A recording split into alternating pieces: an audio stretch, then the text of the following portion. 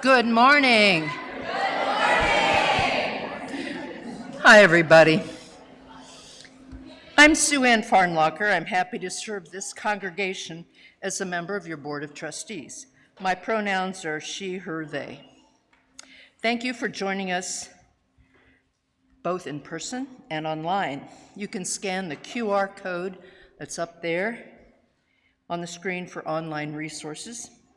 If you're visiting with us this morning, welcome. We have a first-time visitor's gift for you at the greeters table, and starting today, one of our cherished volunteers will be available in Sloter Lounge to share our getting to know you information. It's a short meet and greet for those who want to learn more about who we are and what we believe in. I have a few announcements this morning, of course. Fall gathering, the senior gathering, will be on October 5th, not the 6th, as it read in the newsletter. It's a muffin, no complete meal, but a muffin, a worship service and a muffin. Registration is open now for Living the Pledge anti-racism training. Check out our Friday news or the Jam Table Justice Action Ministry in Beach Hall. And it is time to sign up for covenant groups. They're back. Covenant groups are First You Use small group ministry program. Groups meet once a month from November to May for practice in deep listening and connection. Sign up or get more information in Beach Hall, which is our fellowship hall. Turn left as you go down the hallway. And the Caregivers of Young Children group is meeting following the service today, also in Beach Hall. Thank you.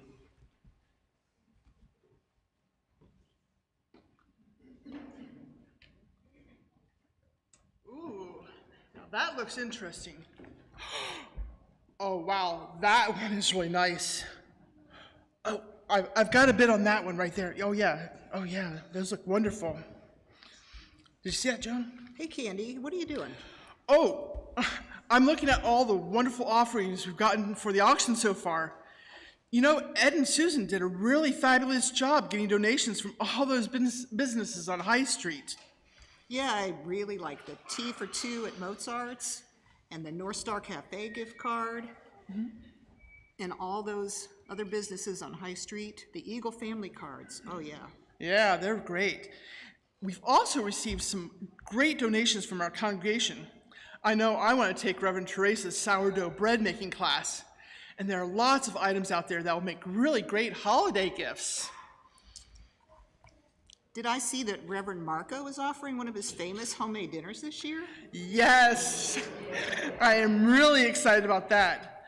But you know what, Joan? I'm still kind of worried. Why? Well, despite all these wonderful donations, we are still only halfway there, and I feel like I'm living on a prayer.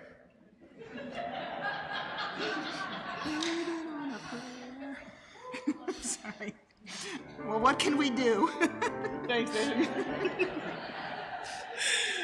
Well, I hate to sound like a broken record. Where was I that I broken record? But we still do need more donations. Well, don't people only have until Friday at midnight to get their donations in? Well, actually, it's at 12 noon because we'd like it a little bit earlier that day instead of at midnight. So if you can get it in by this Friday at 12 noon. Yes, that is the deadline for getting stuff in. Let's see. Sorry. Working on stuff here that we don't know. And I know we always seem to pull things off at the last minute, but this is the last minute, folks. And I just don't want to run the risk of not getting someone's donation in on time. Well, I'm sure all those people on there will rush home after church today and put in their donations. So all those people out there. There's also a lot of groups here at the church that could get together and put in an item, but they'll have to do it soon. You know, there's something else all these wonderful people and groups out there can do for us. Buy us a cup of coffee after this? Well, maybe buy us a drink. but better yet, they can sign up to volunteer for the Fall Festival and auction. The volunteer link on the auction website will take you directly to the sign-up genius. And of course, as always, we will be out in Fellowship Hall after the service to answer any and all of your questions. And let me go to the script here. So, if everybody can now please rise in body and spirit to sing our opening hymn, 1017, that's 1017, Building a New Way, verses 1, 3, and 4 in the Teal hymnal. The words will also be available up on your screen. Thank you very much.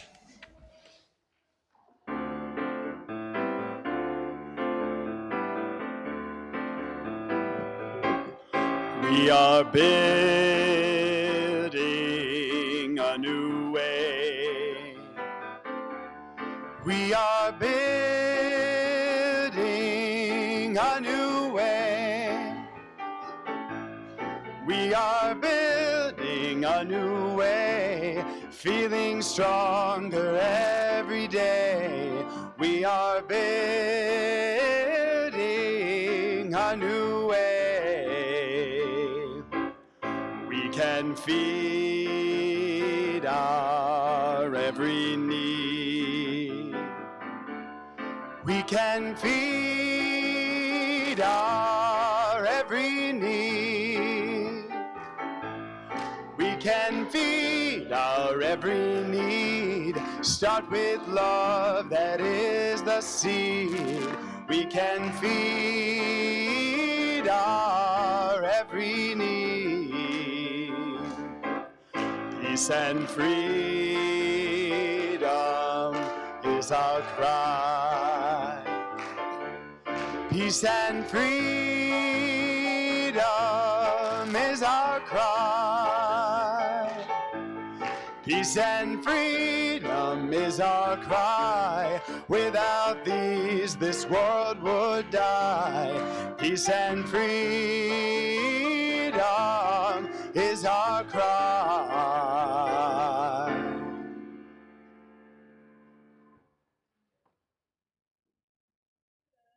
Morning. I'm Amber Scott, your Director of Religious Exploration, and my pronouns are she, they. Welcome to the First Unitarian Universalist Church of Columbus. We acknowledge that we gather on the ancestral lands of the Adena, Hopewell, Wyandotte, Miami, Seneca, Erie, and Cayuga people. We cultivate this awareness that concrete acts of solidarity, healing, and reparations may accompany these symbolic acknowledgements. Good morning. I'm Amanda Hayes, your Justice Minister, and I use she, her pronouns. We move into this sacred time together with the words of Grace Lee Boggs. Transform yourself to transform the world. And now our children are invited into the back to meet Gus and prepare to bring in the light. And for everyone else, please also rise in body or spirit, turn to your neighbors to introduce yourself, and share one way that you have transformed since you were born.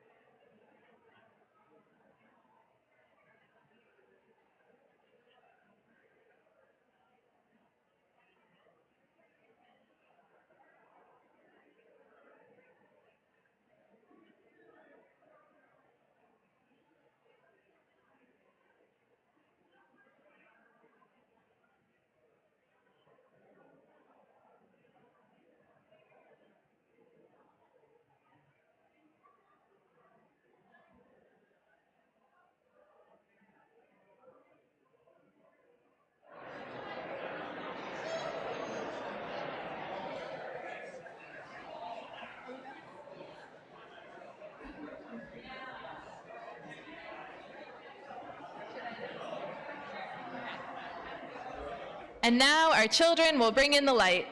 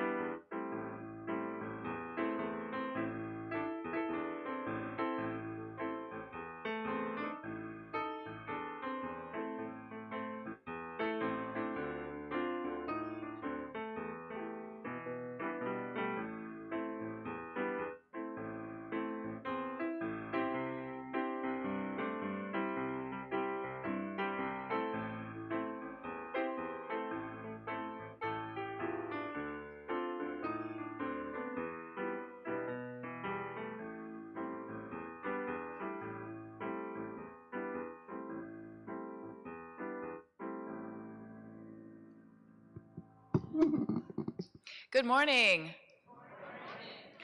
I'm Julie Gromeyer, and I use she, her pronouns. Today's chalice lighting is For Every Time We Make a Mistake by Maureen Killeran. After each line, please join me in saying, "We light this chalice." For every time we make a mistake and we decide to start again, we light this chalice. For every time we are lonely and we let someone be our friend, we light this chalice. For every time we are disappointed and we choose hope, we light this chalice.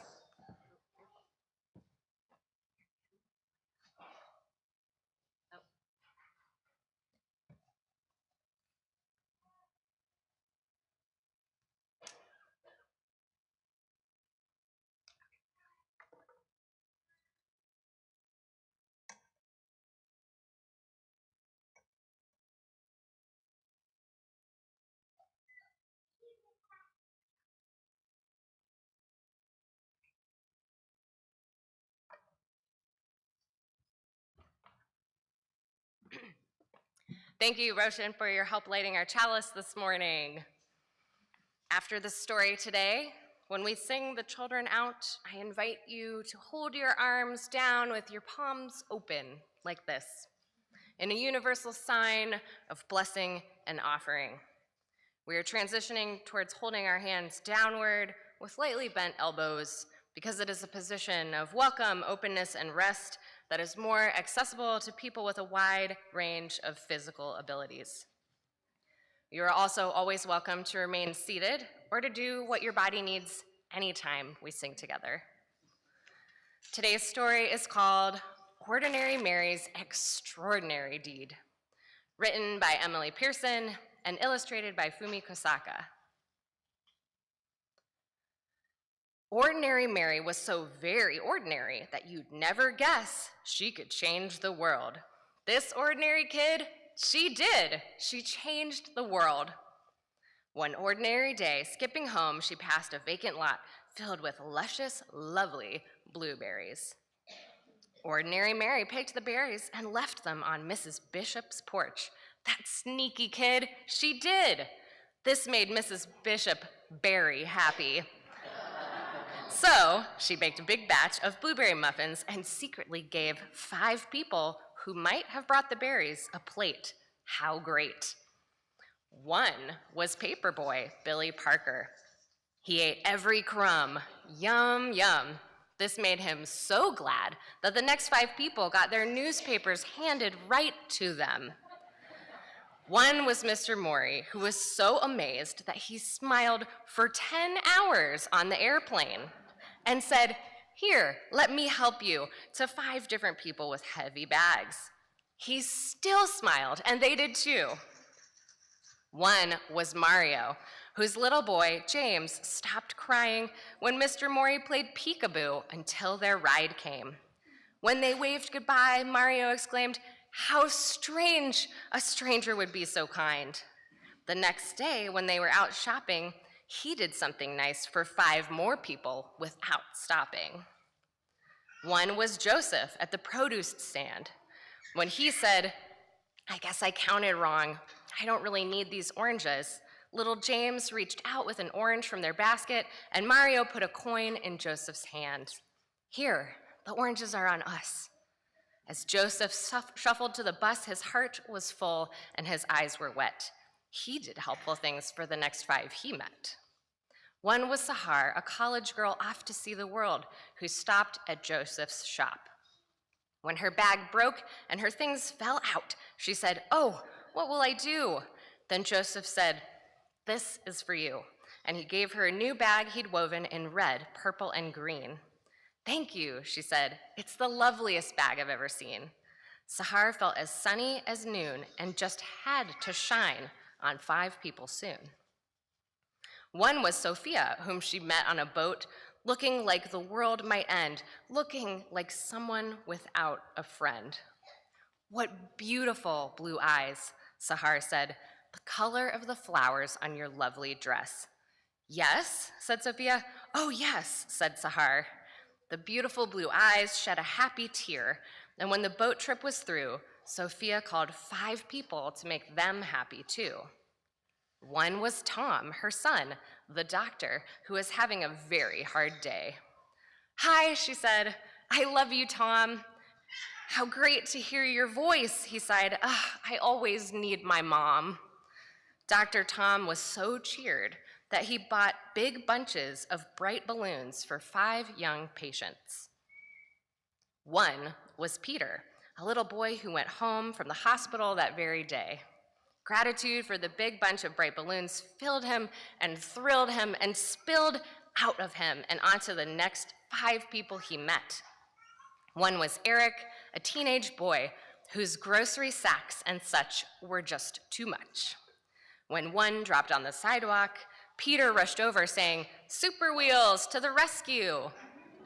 Eric, no longer stressed, was very impressed and made a mental note that afternoon to help 5 people and do it soon.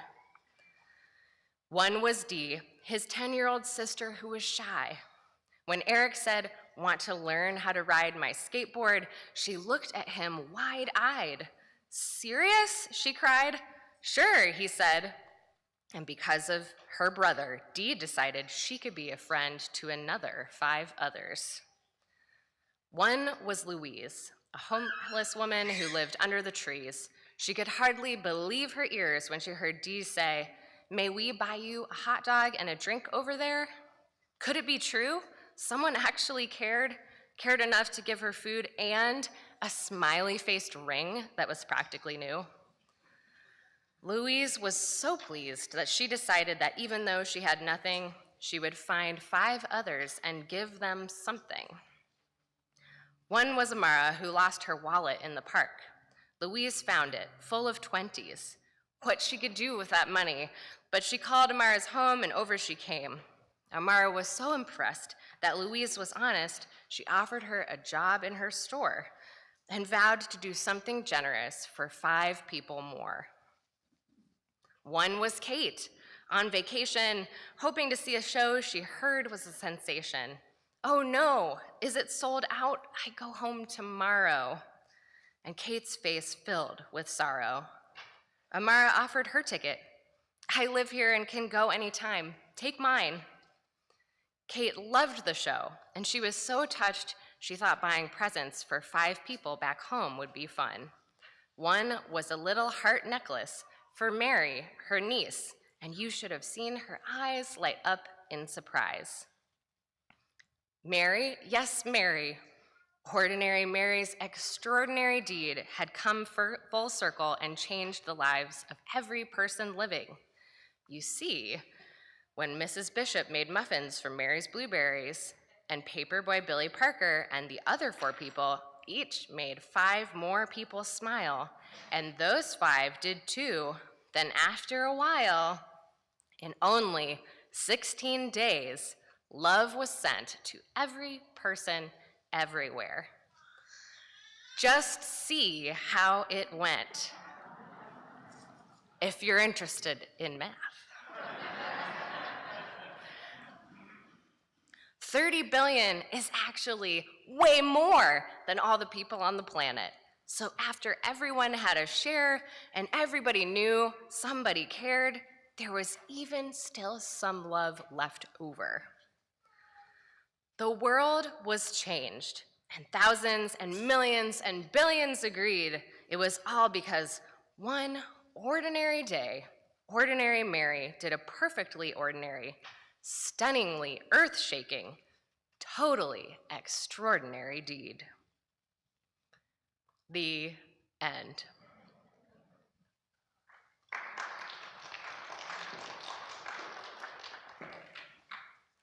This story is a wonderful reminder that kindness changes everything. I now invite you to join me in singing with your palms open, arms down, mimicking the ways that we open our hearts to our congregation's families and the wisdom of new generations. Together, let us sing our young people back to their families and out to class.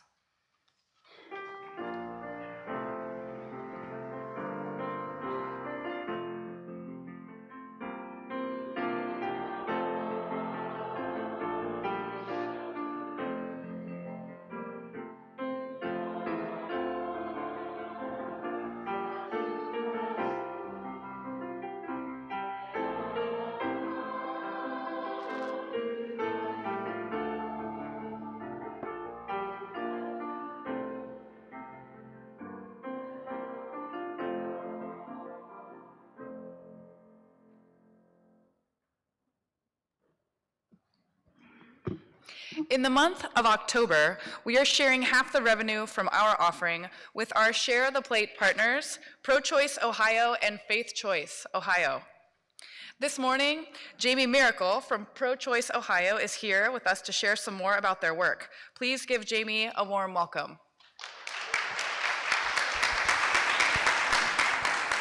Thank you. Thank you very much. My name is Jamie Miracle. I am the Deputy Director at Pro-Choice Ohio, and I use she, her pronouns. 1 year ago, right around this time, finally, the harm that had been caused by 83 days under an extreme 6-week abortion ban had come to a temporary end. It was certainly a dark time for Ohioans, especially those who needed abortion care. But during that time, we also saw people from all corners of the state, every community, urban, rural, suburban, step up and do what they needed to do to support people who needed help. But we knew at that time and know now that that court order isn't going to be with us forever. And then in the 2022 election, 3 of the justices on the Ohio Supreme Court were elected who had said during the election that our current Ohio Constitution offered no protection for abortion access. And we know it's only a matter of time before that 6-week abortion ban goes back into effect for good. And Ohioans would once again have to flee the state to get the care they needed. Decisions had to be made and fast to do everything possible to protect abortion access in Ohio. I know the phrase, "it takes a village," is tossed around a lot, but over the last year, without each and every person who has helped, we would not be in the place we are. Lawyers fought the ban in court and got us to where we are today with the injunction. Individuals and groups like the Abortion Fund of Ohio, the Aggie Fund, the Jubilee Fund with Faith Choice Ohio, and the Preterm Abortion Fund stepped up to make sure that those patients who couldn't get care in Ohio could go somewhere else and get that care. Pro-Choice Ohio gathered with our organizational partners and legal experts and started drafting language for a ballot initiative, the one that many of you helped gather signatures for. That language was within our values. It's gender neutral because we know that not just women have abortions. And the groups involved ranged from organizations like ours that have been around for decades to organizations that have been around much shorter, even groups that started just after the Dobbs decisions. Activists like you guys gathered over 700,000 signatures to get us onto the ballot. Individuals knocked doors, talked to voters, and everything else to ensure that we won in August so we could actually play on an even playing field in November. And people across the state have helped raise the millions of dollars that it has taken to do every single step along these ways. And now, literally as I'm speaking, people are out knocking doors. People are calling voters, texting voters, writing postcards to make sure that we do everything we can to win in November. You can go to our website, prochoiceohio.org/events, and find all the ways you can get involved with phone banking, text banking, and knocking doors. You can also get involved with us with our Race for Repro at raceforrepro.org to help us raise the money we will need to do all this work between now and November 7th. And I know the biggest question is in every single of your minds is, where can I get a yard sign? You're in luck. Between 2 and 5 today at 454 East Main Street, the Ohioans United for Reproductive Rights office, you can go drive through and get your yard sign. We know that the work won't stop on November 7th. It will take a long time to undo the damage and harms that anti-abortion forces in our state have caused in Ohio. And I know that we will be able to count on people like you to keep doing the work and living our values every single day.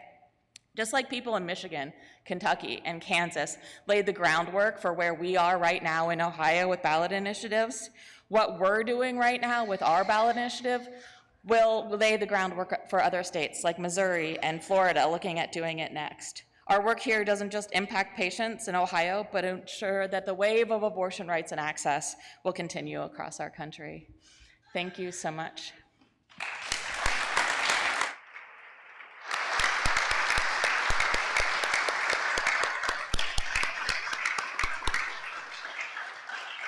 Thank you, Jamie Miracle of Pro-Choice Ohio. Those were very concrete details that really help us understand the work you're doing and how we can get involved. Wonderful. So please use the QR code on the order of service. You can text the number on the screen, or you can go to our website, First, uucolumbus.org and click the Donate tab to share as you feel called. Your gifts help build a better church and a better world, as we heard Jamie share. Thank you. Thank you, all of you. Our offering will now be greatly received.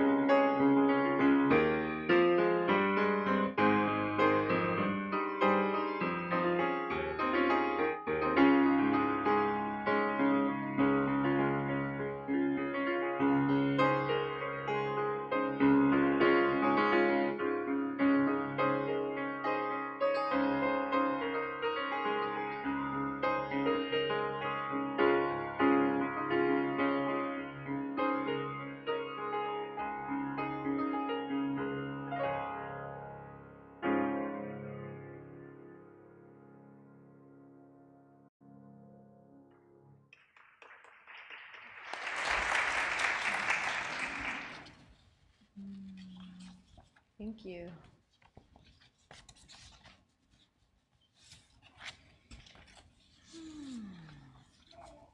We have a joy and a concern to share this morning as a community. First, congratulations to Max Pinzano, who was married to his bride, Brienne Sturzenar, on August 6, 2023 in Vancouver, Washington. Yay!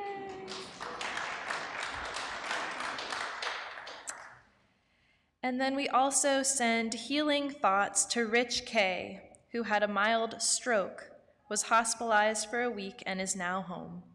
Cards and phone calls are appreciated. May we hold this joy and this concern as well as all those yet unspoken in this room, gently in our hearts as we enter into prayer and then silent meditation. I invite you to say to yourself, either quietly or internally, I am sacred and beloved and precious. My heart is sacred. My deep longings are sacred. My love is sacred. I am sacred and beloved and precious. And I invite you to imagine love, the love of this community, the love of God, the love of all beings filling you. Love starts at the tips of your toes.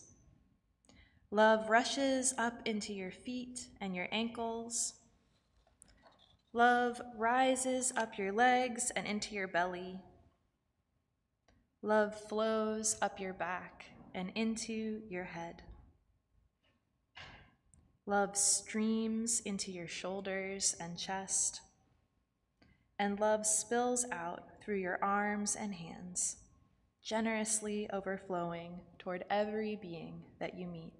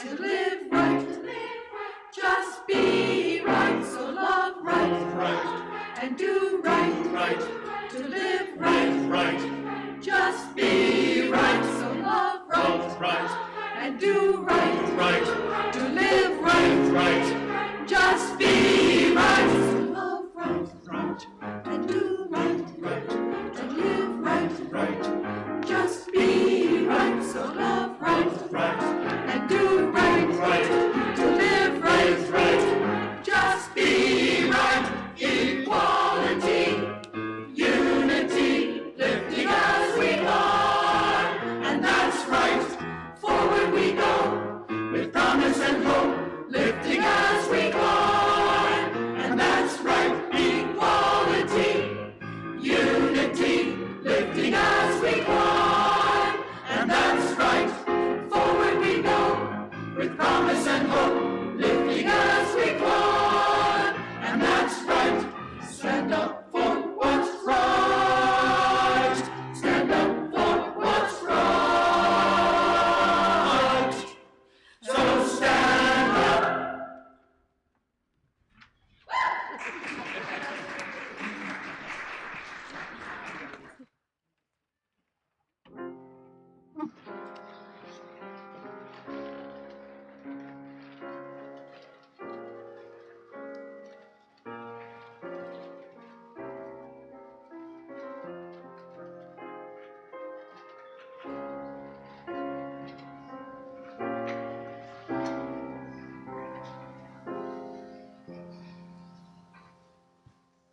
Beautiful. Our reading today comes from Emergent Strategy by Adrienne Maree Brown. A fractal is a never-ending pattern. Fractals are infinitely complex patterns that are self-similar across different scales. They are created by repeating a simple process over and over in a feedback loop. How we are at the small scale is how we are at the large scale. What we practice at the small scale sets the patterns for the whole system. This doesn't mean to get lost in the self, but rather to see our own lives and our own work and relationships as a front line, a first place we can practice justice, practice liberation and alignment with each other and the planet. My life, she writes, is a miracle that cannot be recreated. I can never get these hours, these weeks, these years back.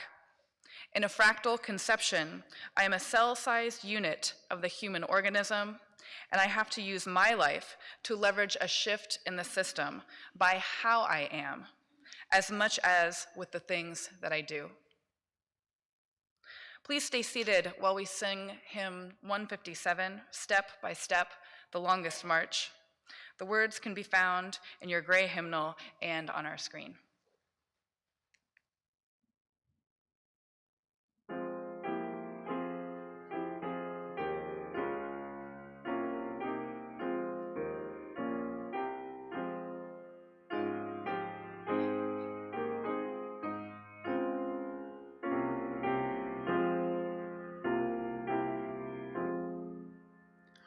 Step by step, the longest march can be won, can be won. Many stones can form an arch, singly none, singly none. And by union what we will can be accomplished still. Drops of water turn a mill, singly none, singly none.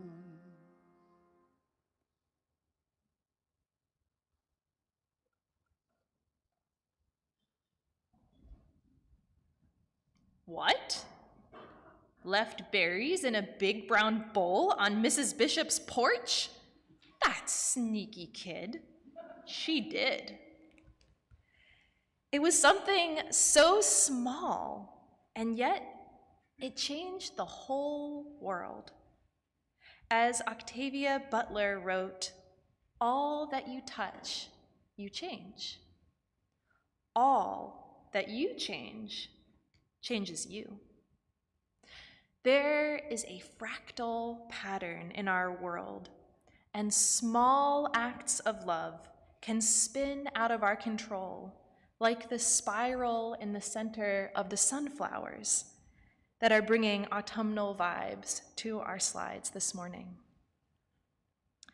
I'm going to focus today on Adrienne Maree Brown's first element of emergent strategy, fractals, along with her first principle of emergent strategy.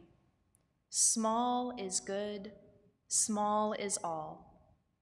The large is a reflection of the small. But just to give you a sense of the whole, these are the rest of Brown's principles of emergent strategy. They're just so good I couldn't leave them out of the sermon. Change is constant. Be like water. There is always enough time for the right work. There is a conversation in the room that only these people at this moment can have. Find it. Never a failure, always a lesson. Trust the people. If you trust the people, they become trustworthy. Move at the speed of trust. Focus on critical connections more than critical mass. Build resilience by building relationships. Less prep, more presence. And what you pay attention to grows. There is a lot of scary stuff that we're up against these days as we try to do our part to bend the arc of the universe toward justice. There's climate change, along with the many humanitarian and ecological crises that a warming world exacerbates. There's rising authoritarianism and xenophobia. There's pushback against the truthful conversation about our nation's history of race that we need to be having. There's legislation against the rights of trans youth and pregnant people to self-determine within their own bodies. And the list just goes on and on. I love how deeply we as UUs care about all of these crises and more. And it's overwhelming. It's hard to figure out how to respond. It's tempting to get so overwhelmed by all of these concerns that we give up before we begin, thinking that one person can't make any difference. I found that we UUs are often on the far opposite extreme from the proverbial ostrich with their head in the sand. I like to call that opposite extreme the proverbial doom-scrolling owl. With her far-reaching vision, 360-degree head angle, and great wisdom, this owl has chosen to stay up all hours of the day and night, staring straight at a screen 6 inches from her face that never stops telling her all the bad news that happens everywhere in the world, and she never looks away. It doesn't help that the news media and social media want us to believe that we must witness every detail of every injustice and every tragedy. They make money from us by keeping us glued to our screens, keeping us clicking, keeping us immobile. By contrast, our Unitarian Universalist faith calls us both to face the truth of awful things that happen in the world and to keep alive our hope and work together to do something. We Unitarian Universalists sing, "We can feed our every need.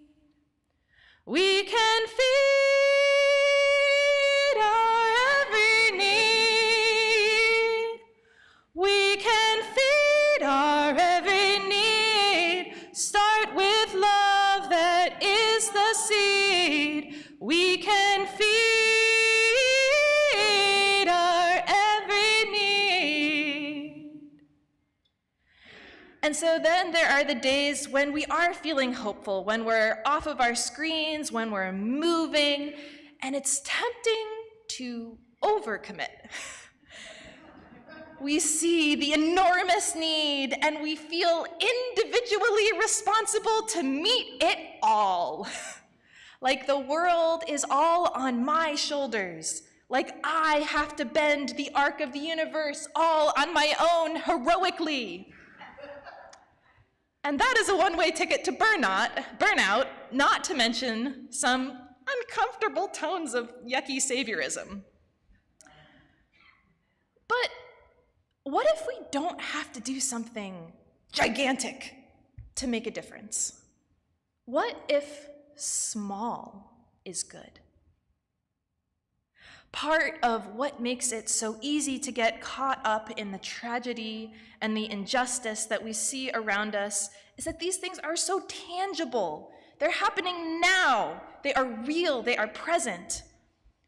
Whereas the moral arc of the universe that we're trying to bend toward justice is abstract, and the present signs of it can seem small. But what if small is good? What if small is all? What if the large is a reflection of the small? In biology, scientists can take apart a cell and identify all the chemicals that are in it, and that tells us a lot, but it doesn't tell us how the parts interact with each other in a living cell. Cells have emergent properties. They are greater than the sum of their parts. And in making music, we see this too. During the pandemic, a lot of people, including our choir, created music by recording individuals playing or singing on their own, and then editing those together into a choir or an orchestra or a band. But I think our choir will tell you that it's really just not the same. Being in the space together in the moment, hearing one another as you make music together, there's a magic that happens that is emergent, that is more than the sum of the parts. It's easy to see the little parts: one musician, one chemical in a cell, one anonymous gift of berries, and miss the way that all of these small parts interact with one another into a whole too complex for any one person to really understand. And yet we know from the natural world that reality is fractal and emergent, that what is happening at the small scale does in fact get reflected up into the large scale, though not in any way that we could predict.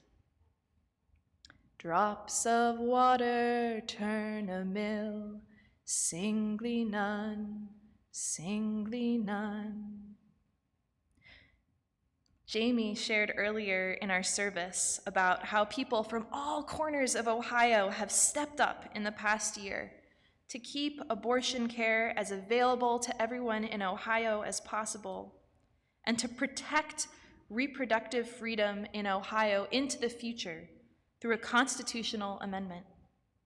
It's a huge undertaking, and it's only been possible because of so many organizations and individuals working together.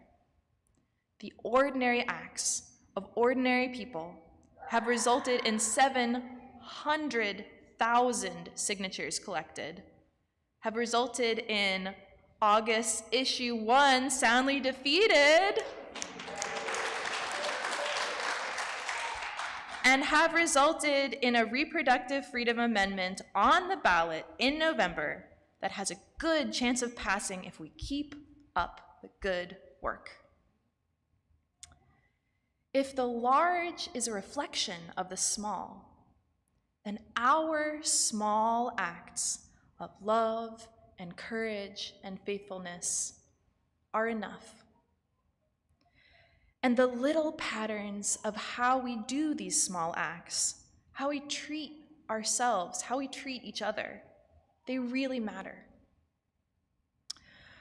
Our first UU member, Diane Kadanaga, gave me permission to share with you some of her story of how she started connecting community corridors for pollinators, people, and the planet, or CCC for PPP. Several years ago, she was feeling despair about the state of the world, and even her health was in jeopardy.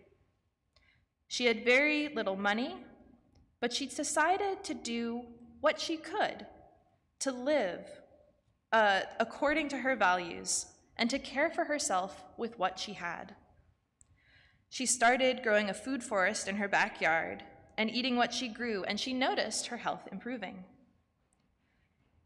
Diane writes, "When I looked at how I was living my life, I saw the hypocrisy of what I said I wanted and believed in. And so I just started taking one step at a time to address what I could in my own little world. One example was growing berries as food for me, which could eliminate the expense of organic food. I could grow them organically, which was better for the native bees and habitat in my yard, and eliminate the unrecyclable plastic containers they came in. How much better they tasted than store-bought, bringing awareness of all that went into them, having a greater appreciation for the pollinators, Mama Nature bringing the needed rain and sunshine, growers, processors, and reducing the transportation because I could step outside for fast food from my backyard.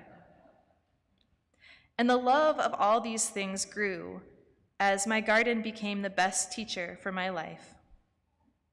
Diane says that it became a fun little game to see what else I could do because it was possible. At first, people thought I was weird or strange, and there were a lot of challenges to wanting to live a life more in keeping with leaving the least impact as possible on the planet. I shared the information from what I learned and funny stories so folks could see how easy it is to do what I had learned. I had no idea that anyone would be interested or that they would actually take action in their yards too. It was heartening to see the growing impact when many of us started doing more things together. And when opportunities came up, I wanted to volunteer to bring these possibilities to my community.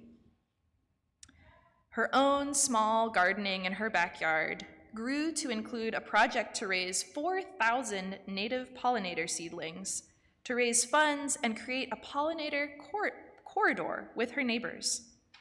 Friends helped and connections blossomed. The Ohio Women's Reformatory helped fold pots out of reused paper as a community service project, and the 4-H Club made labels out of reused plastic. Small acts from so many people aligned and emerged into a community and a purpose beyond what Diane or anyone had imagined, and CCC for PPP continues to grow. Audre Lorde wrote that the master's tools will never dismantle the master's house. To create the world we hope for, we don't only need to resist the evil forces out there, but also shape our resistance in a new and more loving, more liberatory way. I wonder, what is something small that you are already contributing or want to contribute to our fractal liberation? Maybe you are called to some inner work, like signing up for Living the Pledge or for a covenant group. Or maybe you are ready to do relational work by going to Rev Teresa's Conflict Transformation Workshop. Or maybe you want to do your part to get out the vote for the Reproductive Freedom Amendment, or sign up for a bread listening session. And I'm well aware that you have many more ideas than I could come up with for myself. It can be hard to value small acts of love when we get overwhelmed by all that we see going on in the world. And yet, small is good. Small is all. Small is what we each can do. And like ordinary Mary's extraordinary deed, our ordinary and small acts of love will mingle and align and spread around the world in unpredictable and unknowable and wonderful ways. Please rise in body or in spirit to sing together our closing hymn, number 1020, Wo Ya Ya. The words are in the teal hymnal and on the screen.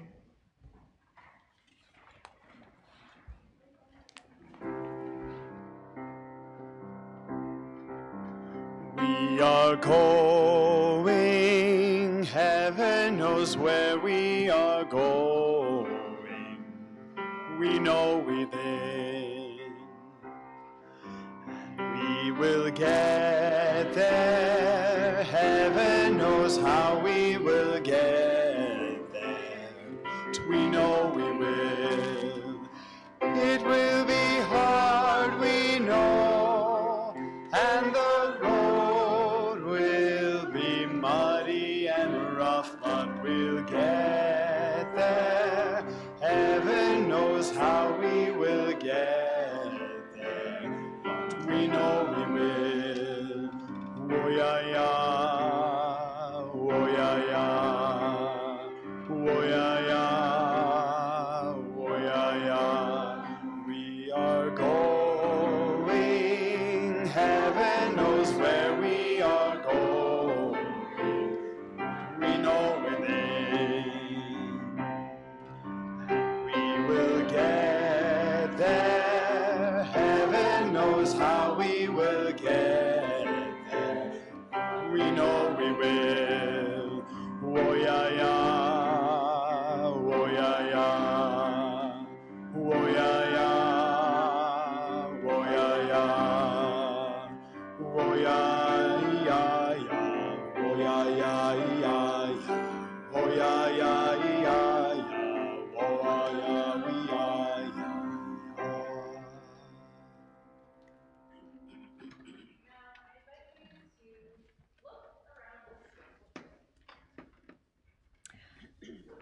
I can promise you, with every fiber of my Unitarian Universalist faith, that every person here is contributing to our fractal liberation in at least one small way, and that's just this one room. We may not see how these little pieces fit together, but together we are creating something extraordinary. We cannot always see or describe in words or even fully understand where we are going, but we know within. Join me in speaking our vision statement together as we extinguish our chalice. We extinguish this flame, but not the light of vision. As we go forth, let us heal and transform ourselves and our world through reason and love. Blessed be.